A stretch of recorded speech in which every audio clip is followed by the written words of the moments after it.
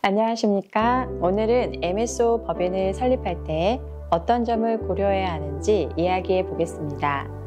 실제로 법인을 만들 때는 여러 선택사항과 변수가 생기는데 그중 가장 먼저 확인해야 할 부분이 바로 어떤 목적과 사유로 MSO를 설립하려는가입니다. 가족법인을 만들 것인지, 동업관계가 있다면 동업자와 함께 설립할 것인지부터 시작해서 주주와 지분율, 자본금 규모, 임원 구성, 사업장 소재지, 그리고 목적사업 등을 어떻게 세팅해야 할지 결정해야 하죠. 가장 기초적인 단계에서는 나는 왜 MSO를 만들고 싶은가를 분명히 해야 합니다. 예를 들어 소득세를 줄이려는 목적이 가장 크다면 그에 맞는 전략이 필요하고, 병원을 실제적으로 경영 지원해줄 계획이라면 어디까지 어떤 업무까지 MSO를 통해 맡길지도 생각해 봐야 합니다. 만약 가족법인을 세워서 운영할 계획이라면 주주가 될 가족 구성원의 범위나 지분율, 또 자본금을 누가 얼마나 낼지 등을 구체적으로 합의해야 합니다. 두 번째로 중요한 건 이 MSO 법인이 실제로 할 업무 범위를 확정하는 것입니다. 단순히 병원의 행정 업무만 대행할 것인지, 병원 안에 부대 사업이 있다면 그 부분도 전담할 것인지, 아니면 앞으로 새롭게 부대 사업을 시작할 계획이 있는지에 따라 필요 인력과 시스템 규모가 달라집니다.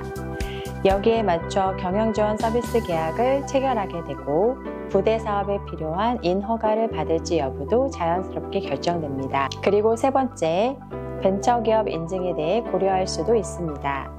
신생법인이 벤처 인증을 받으면 법인세 감면이나 출자 소득공제, 주식 양도소득세 비과세 같은 혜택을 누릴 수 있기 때문입니다. 하지만 모든 법인이 다 이런 혜택을 노릴 필요는 없으니 실질적으로 우리 병원이나 MSO가 받을 수 있는 이점이 있는지 면밀하게 따져봐야 합니다. 이어서 절세와 리스크 관리도 빼놓을 수 없습니다.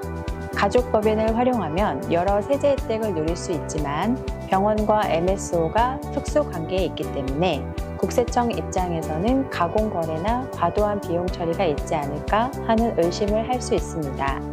따라서 거래 내용과 금액이 합리적이어야 하고 실제로 MSO가 그만큼의 일을 하는지 증빙할 수 있어야 합니다. 더불어 의료법 관련 이슈도 확인해야 합니다. 의료인이 아닌 사람이 병원을 여러 곳 운영하는 것처럼 보이거나 1인 1개소 원칙을 우회하는 구조로 보인다면 문제가 될 가능성이 있습니다. 설립 과정을 조금 더 구체적으로 정리해보면 첫 단계에서는 가족법인으로 할지, 동업법인으로 할지, 주주와 임원 구성을 어떻게 할지, 사업장 위치는 어디로 잡을지, 목적 사업은 어떻게 설정할지 등을 결정합니다. 이때 법인 정관에 사업 목적이 꼼꼼하게 들어가야 하며 특히 나중에 할 가능성이 있는 부대 사업도 빠짐없이 적어두는 것이 좋습니다. 그 다음 단계에서는 MSO가 병원으로부터 위탁받을 업무 범위를 확정하고 필요한 인력을 채용하거나 기존 병원 직원 중 일부를 옮기는 식으로 세팅합니다.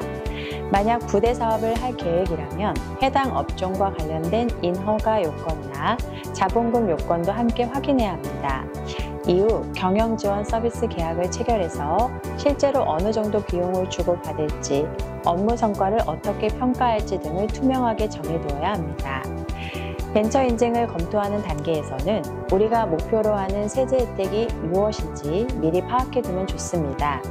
벤처기업으로 인정받으면 법인세가 면제되거나 여러 가지 세금 우대 혜택을 누릴 수도 있지만 그만큼 일정 기준을 충족해야 하고 서류 절차나 인증 과정을 거치는데 시간과 노력이 든다는 점도 염두에 두셔야 합니다. 또 하나 중요한 이슈는 상속과 증여 문제입니다. 많은 병원 원장님들이 가업 승계나 자산 운영을 염두에 두고 MSO를 설립하는 경우가 많습니다. 가족법인을 통해 부동산이나 주식을 매입 운용하면서 자녀가 그 지분을 소유해 나중에 상속세를 줄이는 전략을 쓰는 경우도 있죠. 다만 이런 방식도 반드시 실제 업무가 이루어지고 자본금과 지분율 구조가 정당한 범위 안에서 설계되어야 합니다. 무리해서 소득세를 인위적으로 줄이려다 보면 오히려 세무조사를 받을 위험이 커질 수도 있습니다. 부대 사업을 운영하는 것도 MSO 설립의 큰 이유 중 하나입니다. 병원 내 카페나 편의시설, 주차장 운영, 각종 건강 관련 제품 판매 등이 이에 해당할 수 있는데 이런 부대 사업이 실제로 매출을 일으키는지, 환자나 직원에게 어떤 가치를 제공하는지 등이 명확해야 합니다. 그렇지 않으면 의료법이나 세법에서 문제 삼을 수 있습니다. 소재지도 아주 중요합니다. 가족법인이 수도권 과밀 억제 권역 내에 있으면 5년 이내 부동산을 취득할 때 취득세가 중과될 수 있습니다. 만약 부동산 취득이 주된 목적이라면 미리 5년 전부터 법인을 만들어 놨다가 중과세가 사라진 뒤에 부동산을 매입하는 전략을 쓰기도 합니다.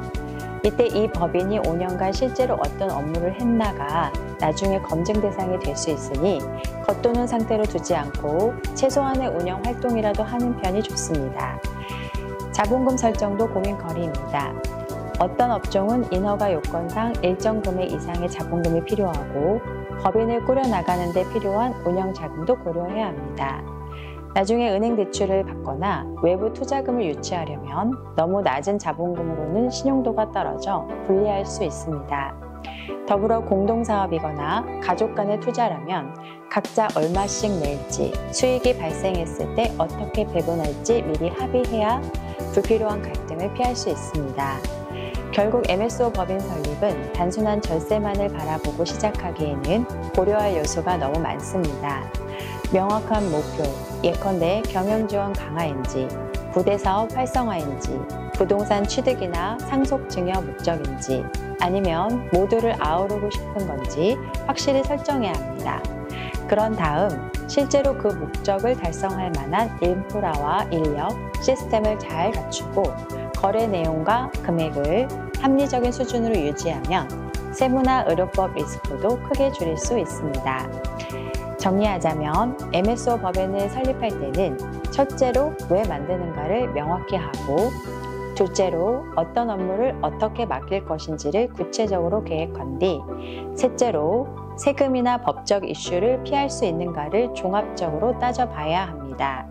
그 과정에서 가족 간 지분율, 자본금 규모, 경영 지원 범위, 부대 사업 유무, 그리고 상속 증여 전략까지 한꺼번에 고려해야만 제대로 된 MSO 법인을 세울 수 있습니다. 오늘은 MSO 법인을 만들 때 꼭 짚어봐야 할 사안들을 간단히 말씀드렸습니다. 처음에는 복잡해 보이지만 하나씩 순서를 따라 검토하고 전문가 도움을 받으며 깔끔하게 정리됩니다. 궁금한 점이 있으면 언제든지 문의해 주시고 다음 시간에는 이와 관련된 실제 사례나 구체적인 절차를 조금 더 살펴보겠습니다. 오늘도 함께해 주셔서 감사합니다.